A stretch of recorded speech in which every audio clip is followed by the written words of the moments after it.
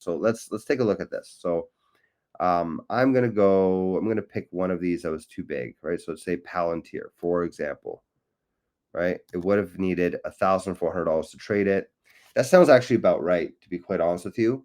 I trade Palantir pretty often, and a month out Palantir sounds about right, to be $1,400 for one option.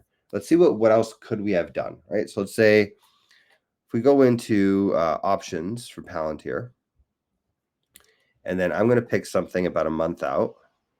So I think that's the same thing that was picked here. Palantir expiry November 21st. Okay, perfect. So November 21st expiry.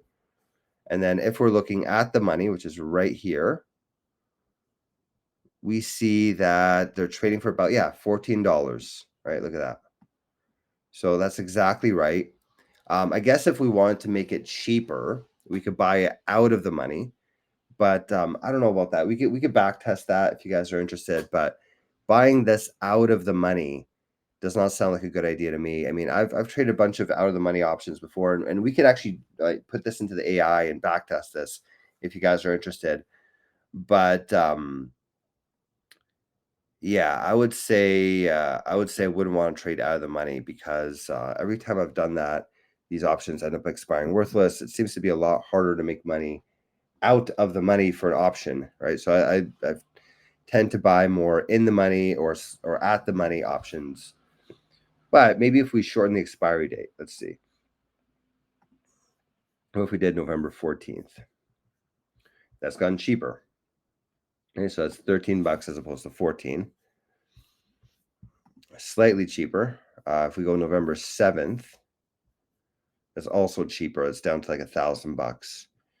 But honestly, I don't know. For, expiring a week out, it's really hard to make money with options when they're expiring a week out. You get something called um, basically you burn through like it's called theta decay is what it's called.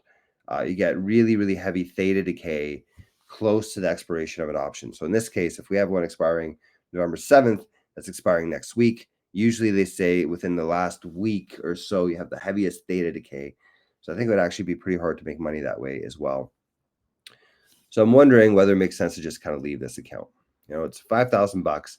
It didn't buy exactly what it was supposed to, right? I think if the strategy had its way, it would have instead bought WDC. Let's take a look at, let's compare these, right?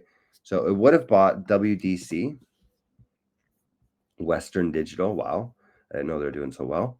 These guys are up 16% in the past month. Holy crap. No wonder it wants to buy it. The AI is making some good decisions here. STX is the next one. I want to buy Seagate Technologies. Let's see, how did this one? Let's get this on Google Finance, just so it's easier to compare. Seagate, this one in the past month, up 15% also. Look at this. Western Digital, Seagate, these guys are just crushing it. But instead, we got CCJ. Let's see how CCJ has been doing past month. It's actually up more. Okay, it's up 25%. Holy crap. If we had owned this, geez, wow. Okay.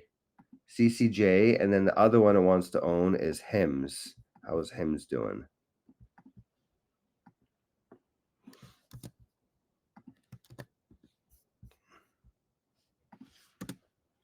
Google Finance.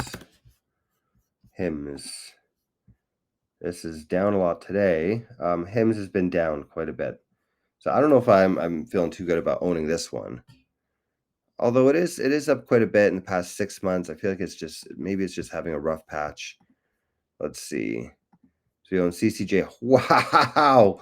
Look at that. Holy crap. That is a good decision. I want to own this. This makes sense. I'm happy about this one. Past 6 months, Seagate is up 200% in 6 months. Jesus Christ. Western Digital is up 200% as well. These are like friggin' rocket ship. Look at this. This stock looks like it's flawless. It's basically just up and to the right. Look at that little tiny kink here. This is nutso. No wonder. No wonder I want to buy this. I'm wondering whether it makes sense to actually use a bigger account. Maybe if I used a bigger account, then we wouldn't have this problem. But I think most of my accounts are around the $5,000 mark, at least on Tradier. So let's see. I have another one that's a $5,076. Is another 5,000. There's another 4,000.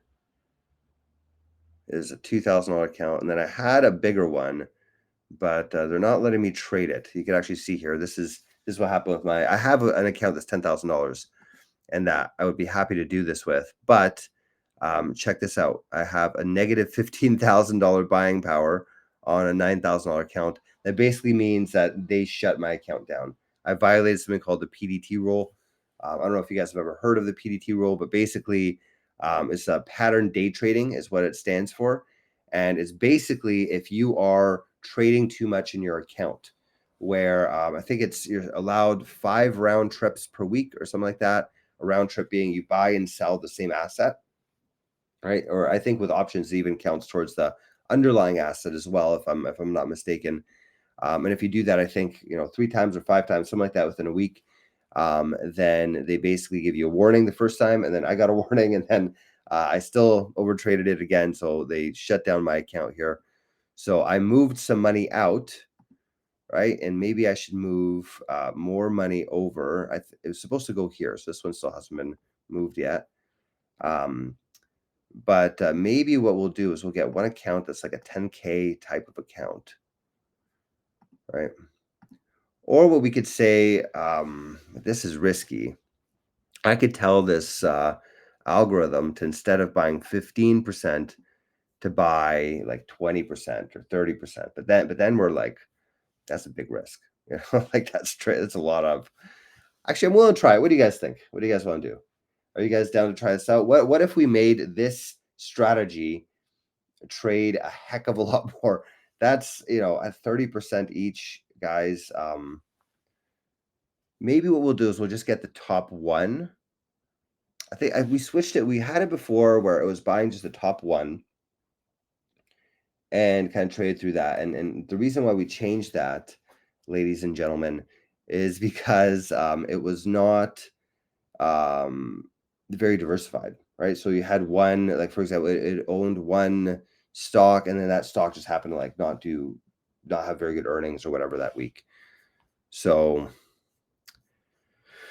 yeah, so there's that. I'm wondering what would you guys do, right? So this is the strategy. It buys 15%. So we have a $5,000 account. It's taking 15% of that, so it's about $750, and we'll invest that into 2 different options, right, from our list. It's supposed to invest in the top one, and then the top one and the second best one, right? But because we don't have enough money in the account, it is not buying both. It's not buying either of them. It's going all the way down the list until it hits like number 5, number 6, and buys those because the options are cheap enough, which I don't know if I like that idea, right? You know what I mean? Like this is not really the best. I mean, it's not like these are bad companies, right? CCJ looks fantastic, but Hims, I mean, I wouldn't buy Hims right now. Yeah, it skipped past Carvana, it skipped past VST, skipped past NRG, right? And if you let it do its own thing, it would have bought Western Digital, and it would have bought STX, which are just really performing very well.